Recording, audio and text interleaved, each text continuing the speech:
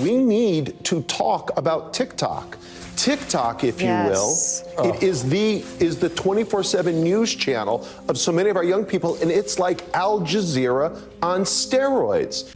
In November of 2023, a recording was leaked of Jonathan Greenblatt, the head of the ADL, referring to TikTok as a problem that needed to be taken care of. We have a major generational problem. The issue in the United States in support for Israel is not left and right. It is young and old. And so we really have a TikTok problem, a Gen Z problem, that our community needs to put the same brains that gave us Tag Lee, the same brains that gave us all these other amazing innovations, need to put our energy toward this, like, fast. Now, one interesting side note here is that I came across an ADL report expressing frustration that they couldn't access TikTok's analytics the way they can with every other big tech company. Like, should they be able to do that? Anyway, now we're about a month into this war, and all these studies started coming out, making claims about the proliferation of anti-Semitism on TikTok. The most notable one from a statistician and tech executive named Anthony Goldblum. He tweeted out on November 30th that a study he commissioned concluded 30 minutes a day on TikTok makes someone 17% more anti-Semitic. Politicians like Nikki Haley would then go on to regurgitate this claim on national television. We do need to ban TikTok once and for all. And let me tell you why.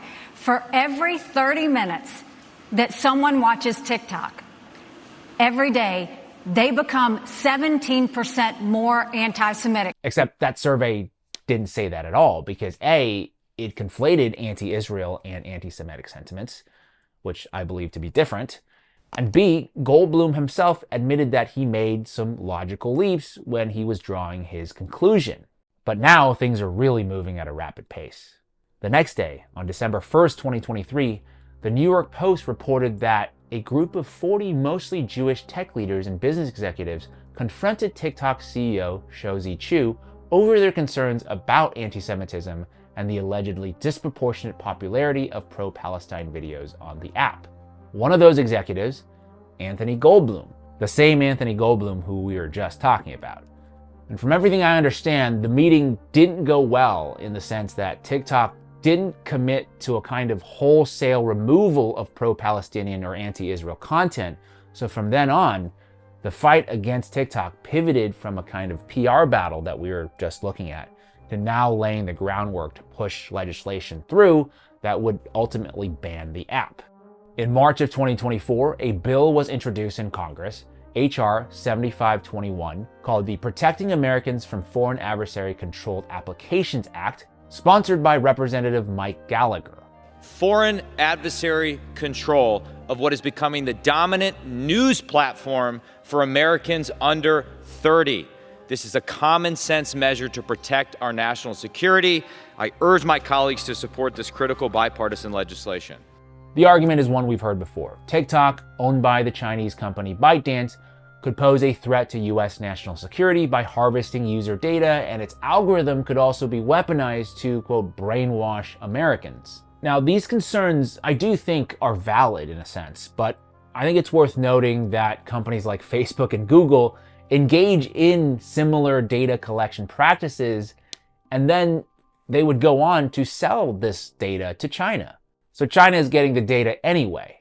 But here's where things get really interesting. You start digging into Gallagher's largest campaign donors, and you uncover a story that goes far beyond data privacy or Chinese influence. Near the top of his donor list is AIPAC, the Israeli lobby. Here's a crazy statistic for you. Of the 500 plus members of Congress, only 33 members did not receive a donation from the Israeli lobby in the last campaign cycle. So essentially, when Israel wants something from America, they usually get it. Now, another contributor I want to draw your attention to, Palantir Technologies, which is a defense contractor co-founded by billionaire Peter Thiel. Palantir just happens to work very closely with the Israeli military, providing advanced surveillance and targeting software used extensively in their war on Gaza. And one of their consultants, a man named Jacob Hellberg, was responsible for writing the bill. Yeah, it's incredible. A defense contractor who profits off Israel's war were also the ones behind drafting a bill that would, in effect, stifle criticism of said war, which is a clear conflict of interest, no? At around the same time, the Jewish Federations of North America penned a letter to Congress urging lawmakers to ban TikTok due to anti-Semitism. Not one mention in their letter about China or data privacy. TikTok runs all sorts of videos that portray the Israelis acting towards the Palestinians in barbaric ways. And when young people see these videos on TikTok, they obviously become remarkably sympathetic to the Palestinians, and they think badly, to put it mildly, of the Israelis. So the lobby would like to shut down TikTok. On March 23, 2024, HR 7521 passed with largely bipartisan support.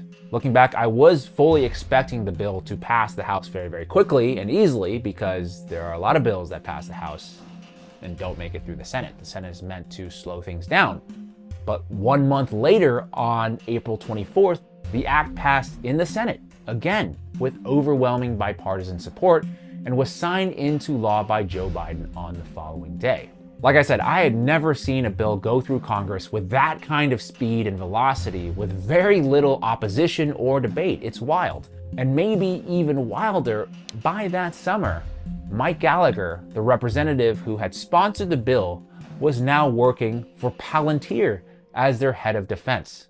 He didn't even finish out his term. He just resigned from Congress and took a job there. I know, all of this sounds like a crazy conspiracy theory. In fact, the ADL did call this a conspiracy theory. The Atlantic also called this a conspiracy theory.